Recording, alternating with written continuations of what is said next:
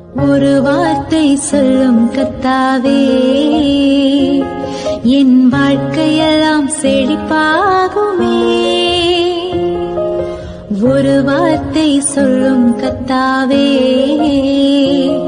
என் வாழ்க்கையெல்லாம் செழிப்பாகுமே.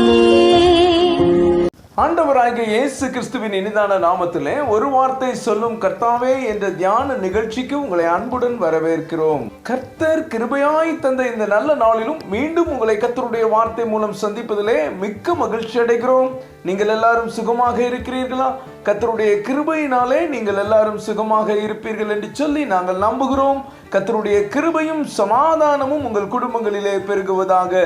நேற்றைய தினத்திலே கேள்வி நேரத்தில் கலந்து கொண்டு பதில்களை அனுப்பி கொடுத்த அனைத்து கர்த்தருடைய பிள்ளைகளையும் இயேசு கிறிஸ்துவின் நாமத்திலே வாழ்த்துகிறோம். கர்த்தர் உங்களை ஆசீர்வதிப்பாராக. 1 நாளாகமம் 14ஆம் அதிகாரம் 15ஆம் வசனம். முசுக்கட்டை செடிகளின் நுனிகளிலே செல்கிற இரைச்சலை நீ கேட்கும் போது யுத்தத்திற்கு புறப்படு.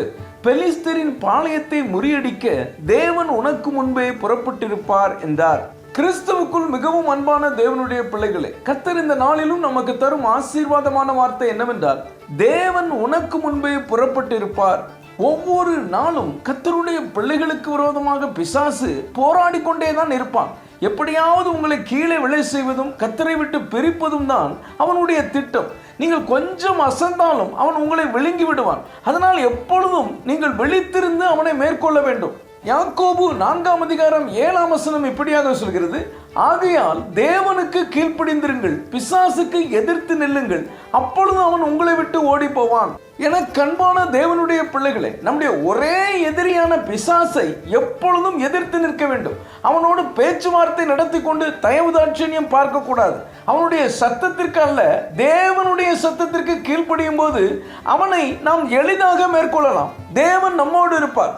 இங்கே தாவீது சமஸ்த இஸ்ரவேலுக்கும் ராஜாவாக அபிஷேகம் பண்ணப்பட்டதை கேள்விப்பட்ட பெலிஸ்தியர் தாவீதுக்கு விரோதமாக யுத்தத்திற்கு வருகிறார்கள். தாவீது தேவனிடத்தில் போய் விசாரிக்கிறார். தேவன் அவனை, நீ போ, நான் அவர்களை உன் கையில் ஒப்பு கொடுப்பேன் என்று சொல்கிறார். தாவீதும் புறப்பட்டு போகிறான்.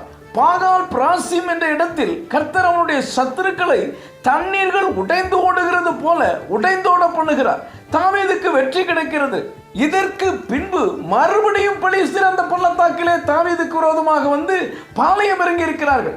தாவீது மறுபடியும் கர்த்தரிடத்தில் திரும்பவும் விசாரிக்கிறார். இந்த தடவை கர்த்தர் அவனிடம், நீ பக்கமாய் சுற்றிப்போ, முசுக்கட்டை செடிகளின் நுனிகளிலே செல்கிற இரைச்சலை நீ கேட்கும் போது யுத்தத்திற்கு புறப்படு. பெலிஸ்தரின் பாளையத்தை முறியடிக்க தேவன் உனக்கு முன்பாக புறப்பட்டிருப்பார் என்று சொல்கிறார். தேவன் தனக்கு கற்பித்தபடியே தாவீது செய்கிறான். பெலிஸ்தரை முறியடிக்கிறான். என கண்பான தேவனுடைய பிள்ளைகளே, நீங்கள் கர்த்தருக்குள் அபிஷேகம் பெற்று இனி கர்த்தருக்கென்று பரிசுத்தமாய் வாழ வேண்டும் என்று நினைக்கும் போது பெலிஸ்தியர் தாவீதுக்கு விரோதமாக வந்தது போல பிசாசு மெல்ல வருவான்.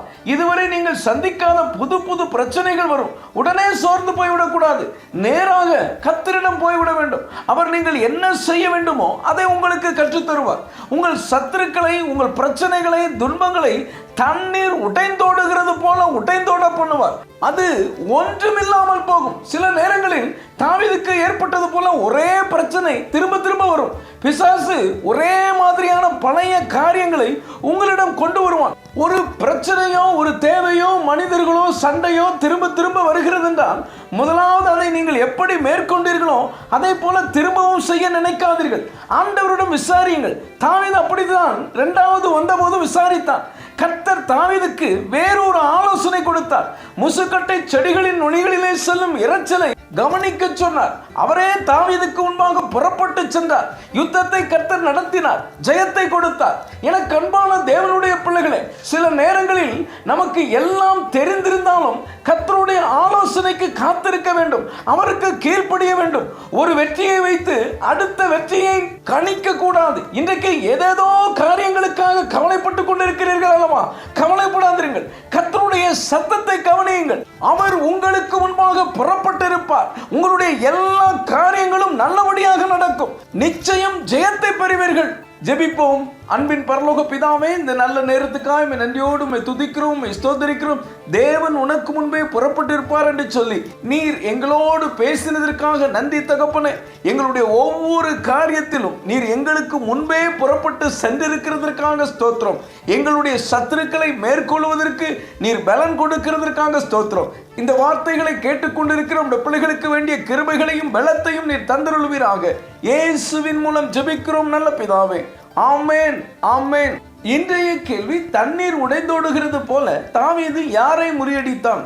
ஏ மோவாபியர், பி அம்மோன் புத்திரர், சி கானானியர், டி பெலிஸ்தர். இந்த கர்த்தருடைய வார்த்தை உங்களுக்கு ஆசீர்வாதமாக இருந்திருக்குமே. ஆனால் தயவு செய்து லைக் பண்ணுங்கள். உடைய நண்பர்களுக்கும் உறவினர்களுக்கும் வாட்ஸ்அப்பில் இருக்கிற அனைத்து குழுக்களுக்கும் அனுப்பி கொடுங்கள். தொடர்ந்து நம்முடைய மிஷனரிமார்களுக்காக ஜெபித்துக் கொள்ளுங்கள்.